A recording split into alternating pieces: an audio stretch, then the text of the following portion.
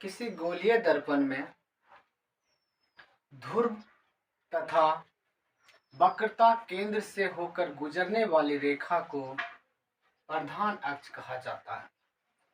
गोलीय दर्पण तो आपको पता ही होगा कि ये दो टाइप के होते हैं, अवतल और उत्तल। तो गोलीय दर्पण एक बना लेते हैं। ये रहा गोलीय दर्पण। और दर्पण के मध्य बिंदु को ध्रुव कहा जाता है। दर्पण के मध्य बिंदु को ध्रुव कहा जाता है। इसे P से डिनोट करते हैं। तो ये हो गया P। अब यहाँ ये खोखले गोले का भाग है, तो खोखले गोले के भाग में कहीं ना कहीं बीच में सेंटर होगा। तो ये सेंटर वक्रता केंद्र C हो गया। और ये देखिए,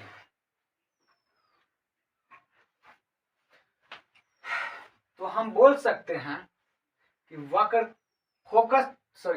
हम बोल सकते हैं कि ध्रुव और वक्रता केंद्र से होकर गुजरने वाली रेखा को प्रधान अक्ष कहते हैं। प्रधान अक्ष,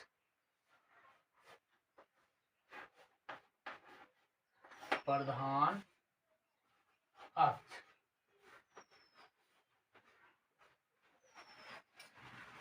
प्रधान अक्ष कहते हैं। ये बात हो गई अवतल दर्पण की। उसी प्रकार उत्तल दर्पण में होगा।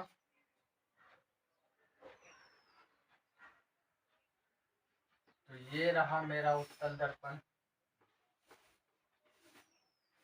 ये प्रधान अक्ष बना देते हैं। आभासी रूप से प्रधान अक्ष रहेगा ना। तो ये हो गया P, ये हो गया यहाँ ये C, ये C, O, O। तो इस प्रकार से O, O डैश। तो इस प्रकार से वह रेखा जो ध्रुव और वक्रता केंद्र से गुजरता है उसे प्रधान अक्ष कहा जाता है, या मुख्य अक्ष भी कहा जाता है। तो याद रहेगा, वह रेखा जो ध्रुव और प्रधान अक्ष से गुजरेगा उसे, ध्रुव और वक्रता केंद्र से गुजरेगा उसे प्रधान अक्ष कहेंगे। देखिए यहाँ भी ध्रुव और वक्रता केंद्र से गुजर रहा है PCO, ये प्रधान अक्ष है। PCO ये प्रधान अक्ष है। तो डिफिनेशन बोल सकते हैं कि ध्रुव और प्रधान अक्ष से गुजरने वाली रेखा को, ध्रुव और वक्रता केंद्र से गुजरने वाली रेखा को प्रधान अक्ष कहते हैं। उसके बाद बात करते हैं फोकस के बारे में। फोकस क्या होता है? फोकस से फोकस देखिए, चलते हैं फोकस के।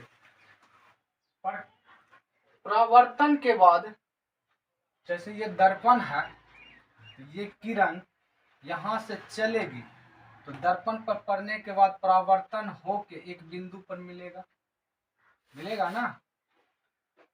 तो प्रकाश स्रोत से चलने वाली किरणें परावर्तन के बाद जिस बिंदु पर मिलती है उसे फोकस कहते हैं।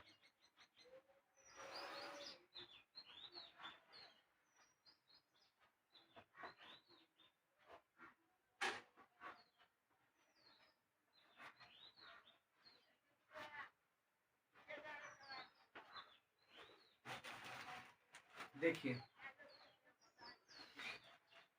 किसी भी दर्पण में, गोलीय दर्पण में, अवतल हो या उत्तल हो, किसी भी दर्पण में प्रकाश स्रोत से चलने वाली किरणें परावर्तन के बाद प्रधान अक्ष के जिस बिंदु पर मिलती है उसे मुख्य फोकस कहते हैं।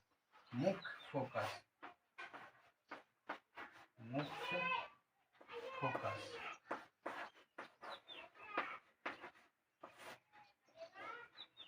तो मुख्य फोकस समझ चुके होंगे क्या होता है।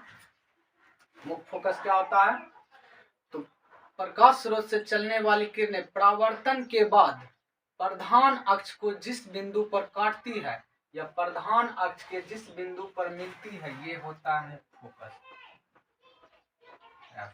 देखिए, प्रकाश किरण ये चल रहा है, दर्पण पर पड़ा, परावर्तन हुआ, यहाँ आ गया।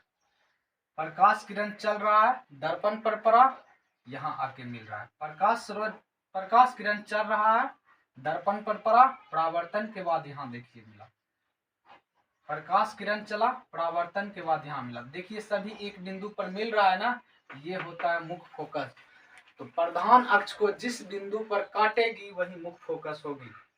प्रकाश स्रोत से चलने वाली किरणें परावर्तन के बाद प्रधान अक्ष को जिस बिंदु पर काटती है उसे मुख्य फोकस या फोकस कहते हैं। अब फोकस दूरी क्या होता है, देखिए फोकस और ध्रुव के बीच की दूरी, फोकस और ध्रुव के बीच की दूरी को फोकस दूरी कहते हैं। फोकस दूरी।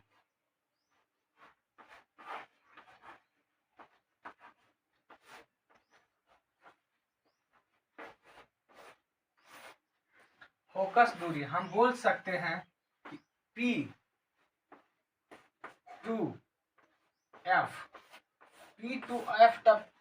टू F तक का जो डिस्टेंस होता है, P टू F तक की जो दूरी होती है, P से F तक की जो दूरी होती है उसे फोकस दूरी कहते हैं। और ये प्रधान अक्ष को जिस बिंदु पर काटती है, प्रधान अक्ष को जिस बिंदु पर काटती है उसे फोकस कहते हैं। और प्रधान अक्ष किसे कहेंगे, तो ध्रुव वक्रता केंद्र से गुजरने वाली रेखा को प्रधान अक्ष कहते हैं। आशा करते हैं समझ गए होंगे।